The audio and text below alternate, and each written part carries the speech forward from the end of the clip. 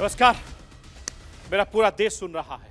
राष्ट्र की आवाज 140 करोड़ लोगों की एक ही आवाज।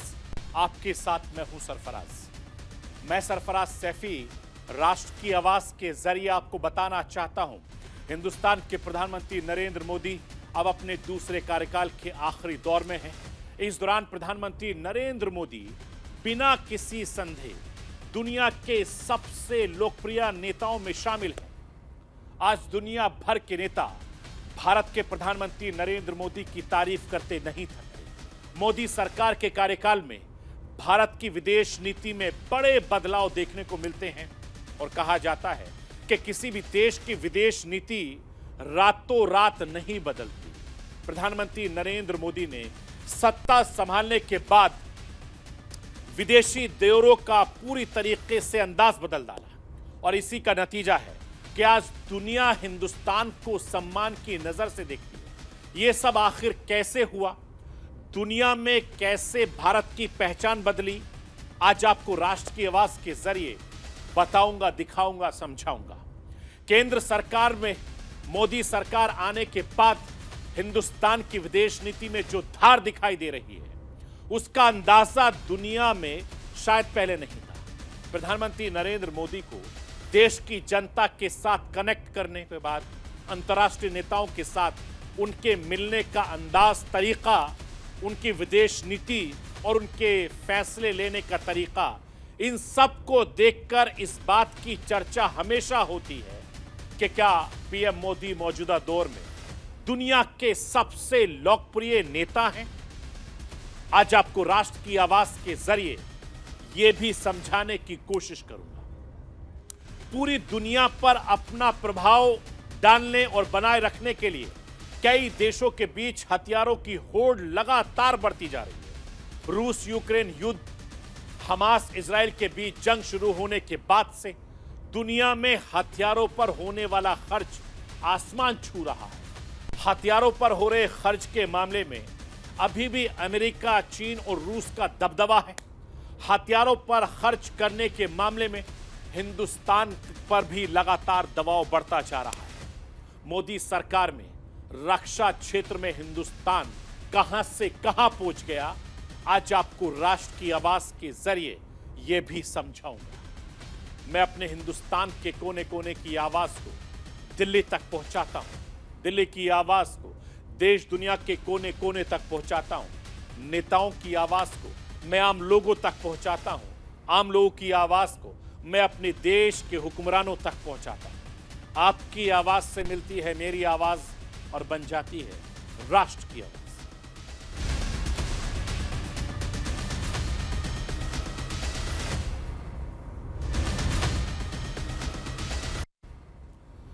यह वक्त हिंदुस्तान का है।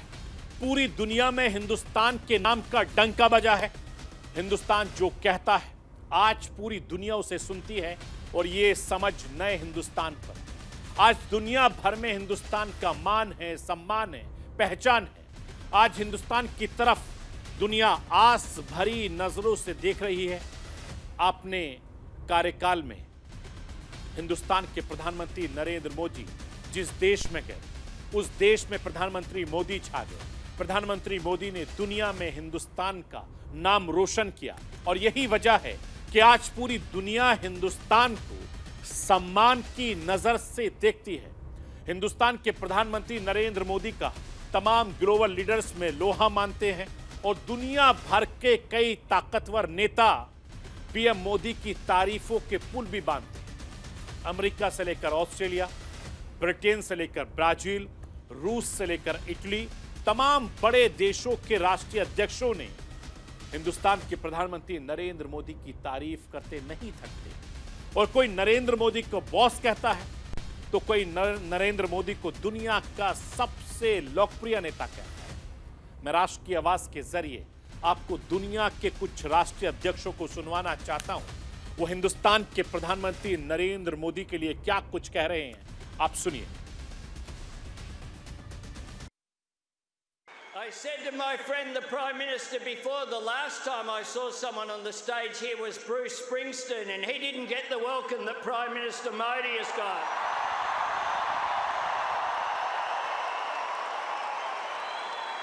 Prime Minister Modi is the boss.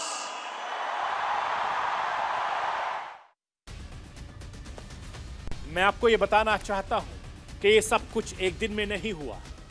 इसके लिए प्रधानमंत्री नरेंद्र मोदी ने बहुत मेहनत की है, बहुत दिमाग लगाया है, छोटी छोटी चीजों पर ध्यान रखा, उस पर काम किया, बड़े बड़े फैसले लिए और यह काम आसान नहीं था। अगर आज रूस, यूक्रेन, रशिया दोनों देशों में आंख डालकर बात कर सकता है इन देशों में, तो वो सिर्फ और सिर्फ हिंदुस्तान है। मुसीबत के वक्त दुनिया का कोई देश किसी दूसरे मुल्क से मदद की उम्मीद करता है तो वो सिर्फ हिंदुस्तान है। तभी तो इजराइल फिलिस्तीन में जंग छिड़ी और उसके बीच फिलिस्तीन ने हिंदुस्तान के प्रधानमंत्री नरेंद्र मोदी से गुहार लगाई, हिंदुस्तान से गुहार लगाई। फिलिस्तीन ने हिंदुस्तान के राजदूत अदनान एमजे अबू अदर अल हैजा ने यह कहा कि हिंदुस्तान महासंकट की इस घड़ी में बड़ी भूमिका निभा सकता है। अदनान ने यह भी कहा कि पीएम मोदी का इजराइल और फिलिस्तीन दोनों ही देश सम्मान करते हैं, इसीलिए वो मीडिएटिंग में भूमिका निभा सकते हैं।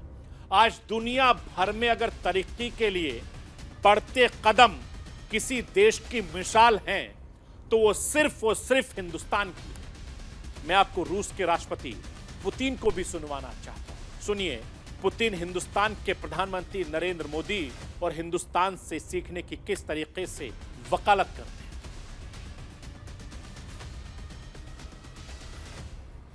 रूस के राष्ट्रपति पुतिन ने कहा कि मुझे लगता है कि हमें अपने कई साझेदारों को देखकर सीखना चाहिए।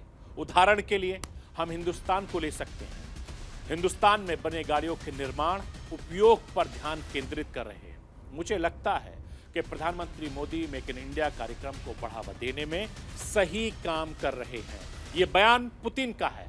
मैं आपको यह भी बताना चाहता हूं कि हिंदुस्तान की यह पहचान नरेंद्र मोदी के कार्यकाल में बनी है, इसीलिए नरेंद्र मोदी को आज वर्ल्ड लीडर के तौर पर जाना जाता है। और यह मान सम्मान सिर्फ तस्वीरों और भाषणों तक सीमित नहीं है, पूरी दुनिया में इसका फायदा होता है। व्यापार होता है, टूरिज्म होता है, इन्वेस्टमेंट आता है। जब किसी देश का नेता बड़ा बनता है तो दुनिया में उस देश का पहचान बढ़ती है, फायदा होता है और डेवलपमेंट होता है। और विदेश मामलों में हिंदुस्तान का रुख को कभी आक्रामक नहीं रहा है। चाहे पाकिस्तान में एयर स्ट्राइक हो, चीन को सबक सिखाने की बात हो, रूस यूक्रेन जंग के मुद्दे पर यूरोप अमेरिका को सीधा जवाब देना हो, या फिर इजराइल हमास जंग में आतंकवाद के खिलाफ खड़ा होना, न हिंदुस्तान ने हर मुद्दे पर मजबूती के साथ अपना पक्ष रखा। जब भी मौका मिलता है तो दुनिया को दिख जाता है कि हिंदुस्तान में वो दमखम हैं जो दुनिया के पटल पर, विश्व के पटल पर आगे कतार मिलाकर खड़ा करता है। G20 सम्मेलन का शानदार आयोजन इसका सबसे बड़ा उदाहरण है। आज बड़ी बड़ी विदेशी कंपनियां हिंदुस्तान आकर हिंदुस्तान में व्यापार करना चाहती हैं। आज पूरी दुनिया में नरेंद्र मोदी का इस्तकबाल हो रहा है। राष्ट्र की आवाज के जरिए प्रधानमंत्री नरेंद्र मोदी को सुनवाना चाहता हूं कि हिंदुस्तान के प्रधानमंत्री नरेंद्र मोदी बढ़ते हिंदुस्तान को लेकर वो क्या कह रहे हैं।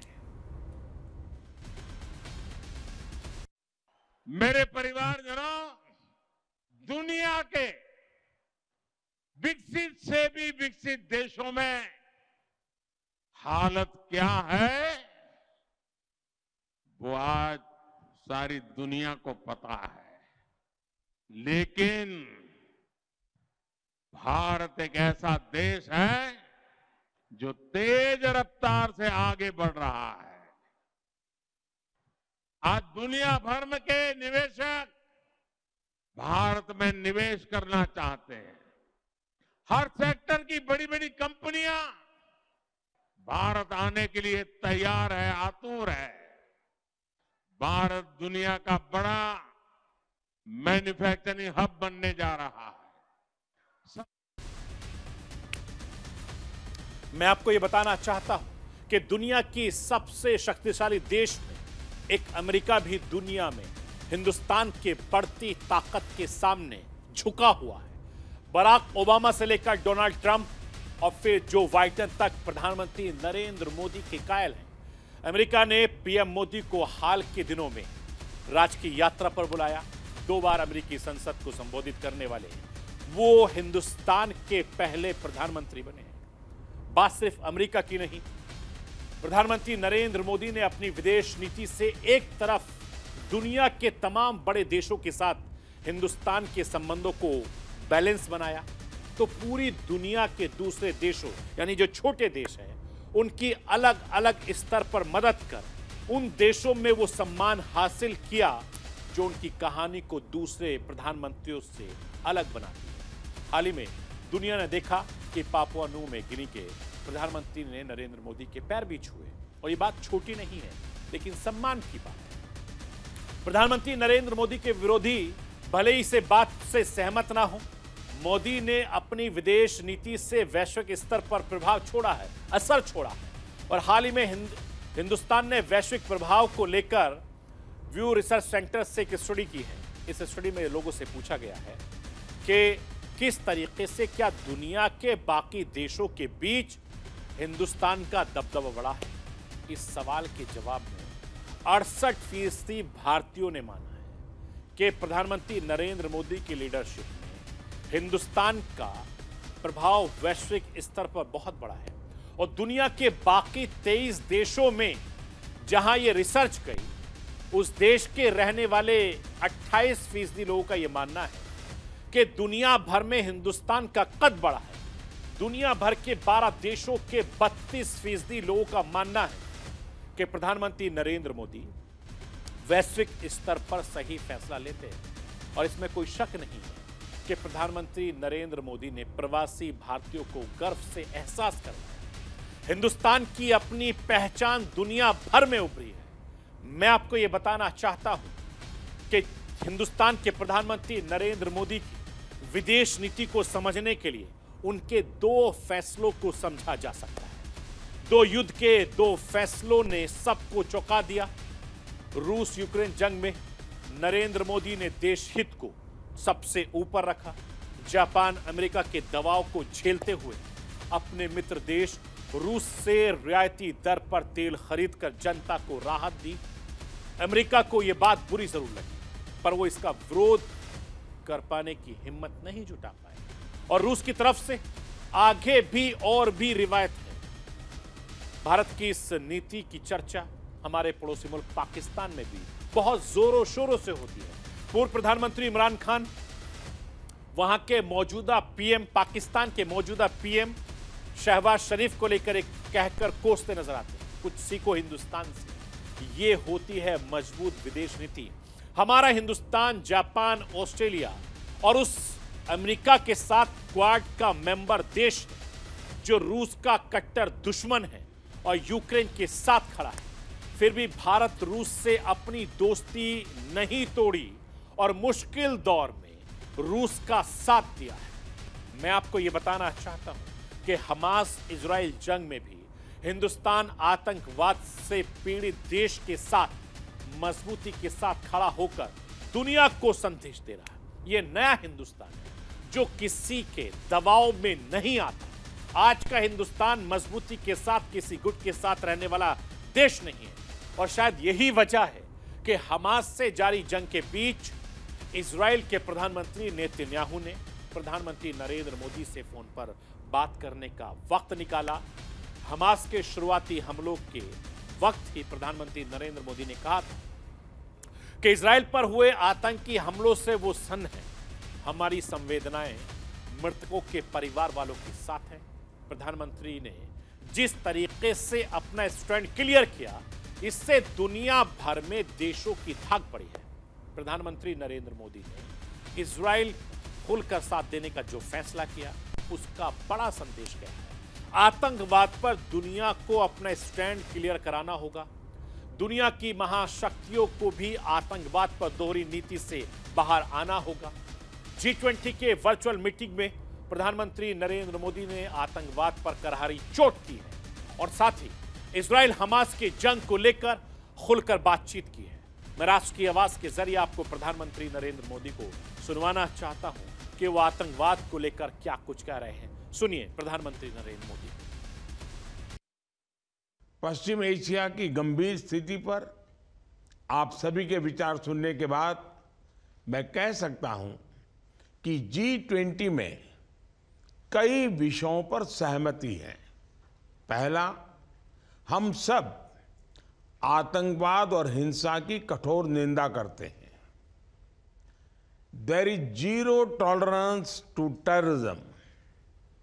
दूसरा, मासूम और निर्दोष लोगों, खासकर बच्चों और महिलाओं की मौत स्वीकार्य नहीं है।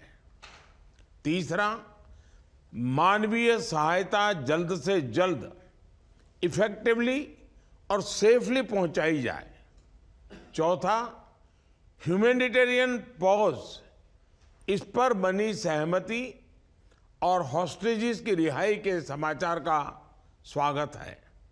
पांचवा, इजराइल और फिलिस्तीन मुद्दे को इसका 2 स्टेट सॉल्यूशन द्वारा स्थायी समाधान जरूरी है। मैं आपको यह बताना चाहता हूं, हिंदुस्तान का यह संदेश अपने देश के लिए भी है। हिंदुस्तान आतंकवाद को लेकर किसी भी तरह की अस्थिर रवैया नहीं अपनाएगा। हमारी सेना, हमारी सुरक्षा व्यवस्था इतनी सक्षम है, चाहे क्रॉस बॉर्डर टेररिज्म हो या देश के अंदर से पैदा होने वाले खतरे, हम सबको कुचलने के लिए मात्रा रखते हैं। हम किसी भी कीमत पर आतंकवाद को नजरअंदाज नहीं करेंगे।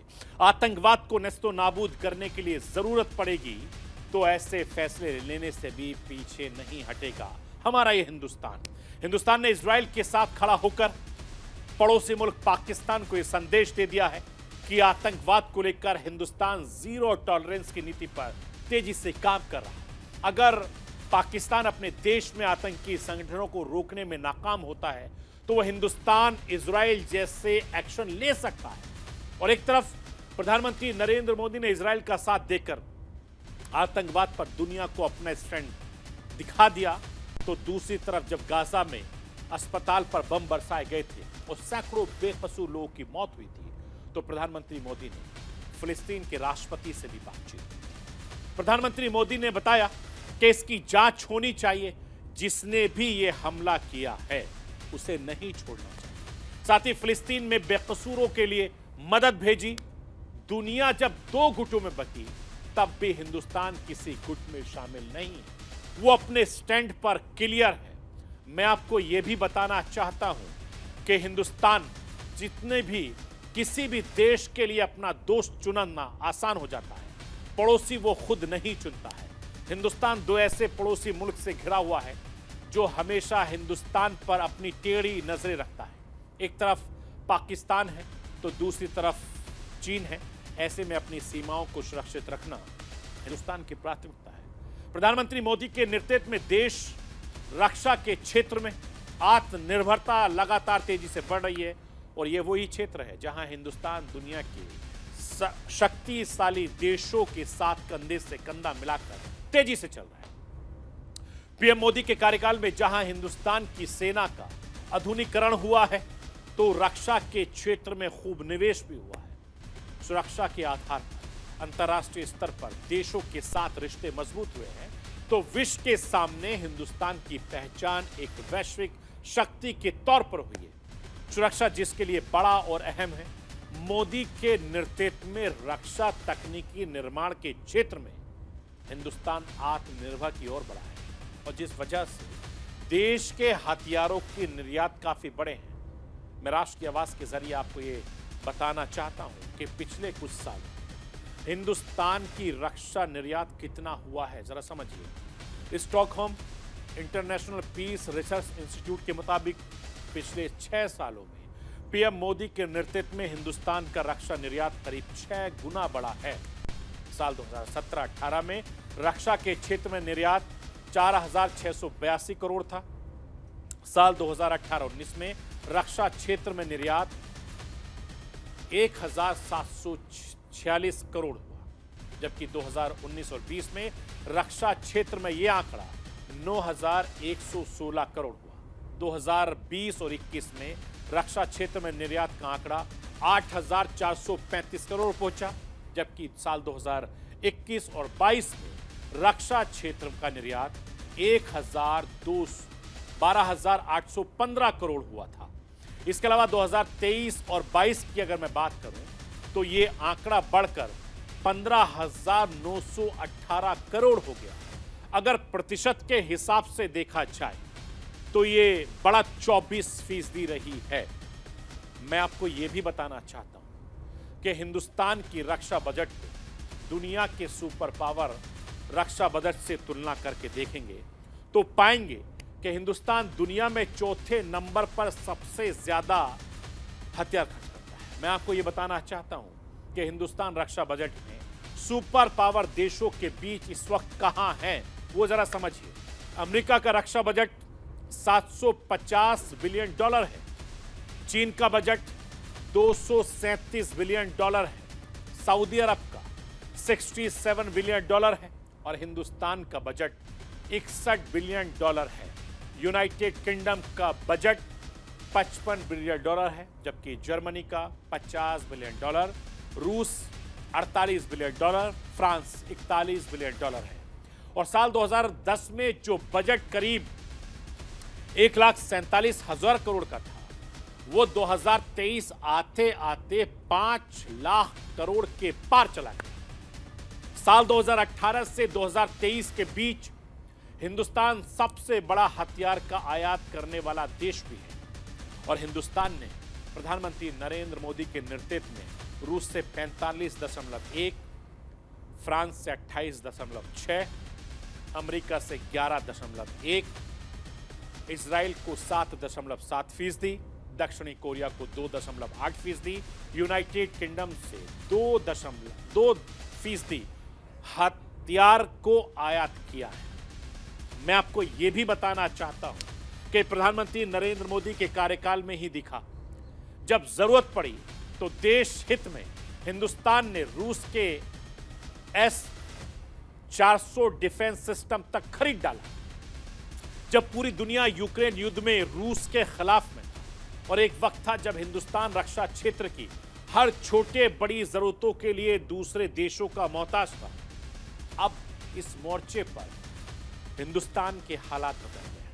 हिंदुस्तान अब कई हथियारों का देश निर्माण कर रहा है। ये नया हिंदुस्तान, ये आत्मनिर्भर हिंदुस्तान है। इससे कोई डरा नहीं सकता, झुका नहीं सकता, धमका नहीं सकता, क्योंकि हिंदुस्तान बहुत तेजी से आगे बढ़ रहा है और ये बदलते दौर का बदलता हिंदुस्तान। तो ये थी राष्ट्र की आवाज। बाकी खबरों के लिए आप बने रहिए न्यूज़ इंडिया के साथ।